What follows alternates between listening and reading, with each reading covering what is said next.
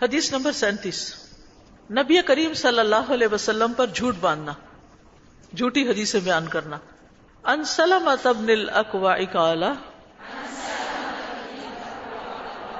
سمعت النبی صلی اللہ علیہ وسلم یقول من یقل علی ما لم اقل فلیتبوأ مقعدہ من النار۔ سلمہ بن اکوع رضی اللہ عنہ روایت کرتے ہیں، میں نے نبی کریم صلی اللہ علیہ وسلم کو فرماتے ہوئے سنا، جو شخص مجھ پر وہ کہے جو میں نے نہیں کہی، جو میں نے کہا ہی نہیں وہ میرے ذمہ لگا دے، تو وہ اپنا ٹھکانہ آگ میں بنا لے، یہ جھوٹی حدیث بیان کرنے کی سزا ہے۔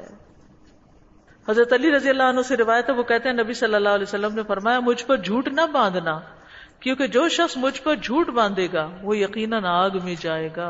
استغفر اللہ۔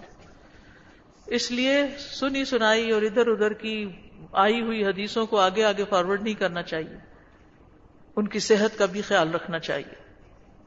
اور یہ حدیث جو ہے یہ تواتر کے درجے کو پہنچی ہوئی ہے، بے شمار راوی ہیں اس کے مختلف الفاظ کے ساتھ اس کو بیان کرتے ہیں کہ نبی صلی اللہ علیہ وسلم سے جھوٹ منسوب نہ کیا جائے۔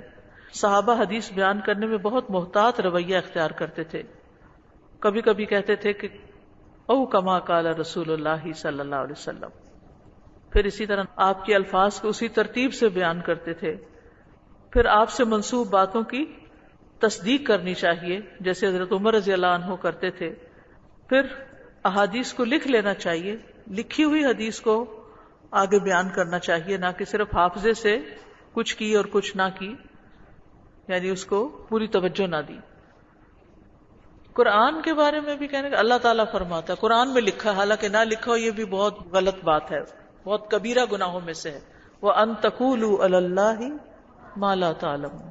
اسی طرح نبی صلی اللہ علیہ وسلم کے بارے میں، اور اسی طرح کسی بھی عالم سے کوئی غلط بات منسوب کر دینا جو اس نے کہی نہ ہو یا اس کا وہ مقصد نہ ہو، تو یہ بھی بہت بڑا جرم ہے، یعنی کسی کے اوپر بھی جھوٹ باندھنا، بہتان لگانا۔